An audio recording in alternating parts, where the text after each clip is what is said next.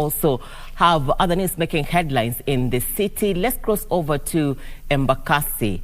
This is where a building has collapsed. My colleague Timothy Kipnusu is on standby from the other end. He is going to give us a brief on what is happening on the ground. Do we have any fatalities? Kipnusu, good afternoon. Bring us to speed with the latest development from your end.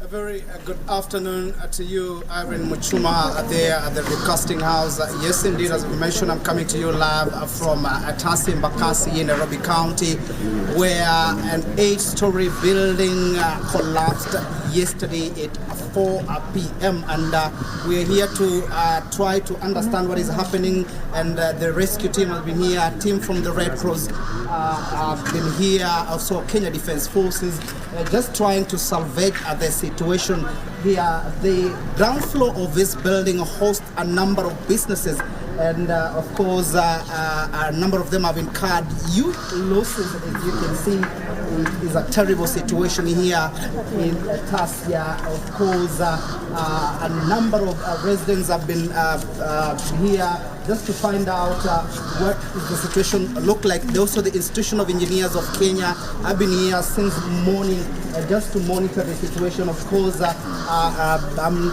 now joined by Engineer Grace Mudhoni, who is the Vice President from the Institution of Engineers of Kenya, just to break it down and tell us what has happened here in Embakasi. Perhaps you can tell us what led to the collapse of this building here in Tassia. Okay, when a building like this one collapses, the first thing that comes to mind is that it was not strong enough in layman terms. So what it means is that the foundations that support this building can be questioned.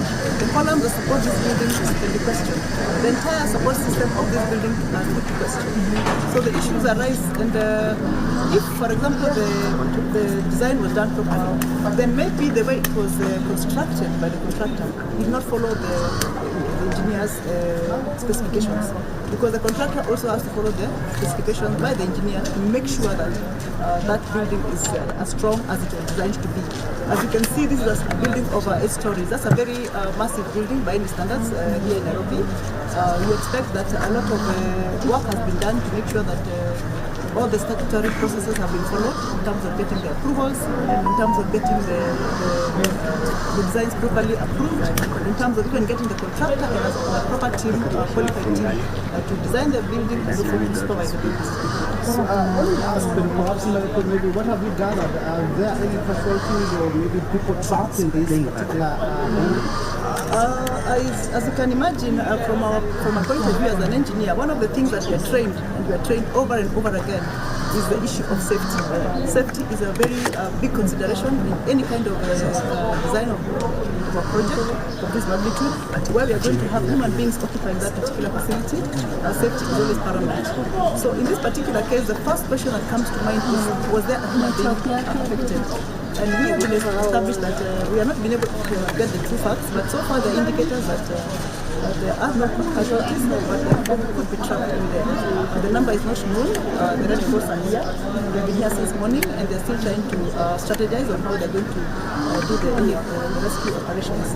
But from our point of view, we find it very unfortunate that human lives are being compromised by developers who are not able to follow the due process to make sure that the safe buildings are put up. And for us as Institute of Engineers of Kenya, we say that probably there are 2 parameters here. Either it is the ignorance on the part of developers, so we have a duty to educate these developers and members of the public that it is the right thing to do, to make sure that they follow the right processes and make sure that they get competent people who can support them in their work. From the IEK, we have got a database of over 10,000 engineers. A very high proportion of these engineers are very, very competent to assist in this kind of project, to give all the technical support, all the technical assistance from design to the approval process, supervision, and you get a very good building that will serve you for at least even 50 years of your investment. Where you sit as Vice President of the Institution of Engineers of Kenya, yes. Because we have seen a number of cases where buildings are collapsing, a recent one from Kirigita, and we are told the same story.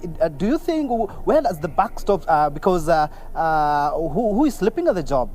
Perhaps the county government, the national government, and of course you talked about having contractors who do not meet the standard. Yes, I think in a case like this one, when there's a failure like this one, yes, we have to really think where does the buck stop. But I don't think it's as easy as that. Yeah, I don't think it's a single responsibility. That is why we need to enhance collaboration. We need to enhance collaboration from ourselves. We are a members body. We have got members who are professionals, who are trained, who we train, and we keep on training, and we emphasize on training so that they can be competent in what they do. And then we have got the regulator, the Engineers Board of Kenya, who also makes sure that only those who are competent are put on the register. Mm-hmm. And at the same time, we have got the National Construction Authority, who also make sure that only competent contractors are given the right to undertake this kind of a project. Thank you. And then we have got the county government who approve the drawing. So you can see it's a collaboration between all these agencies. Yeah, thank you.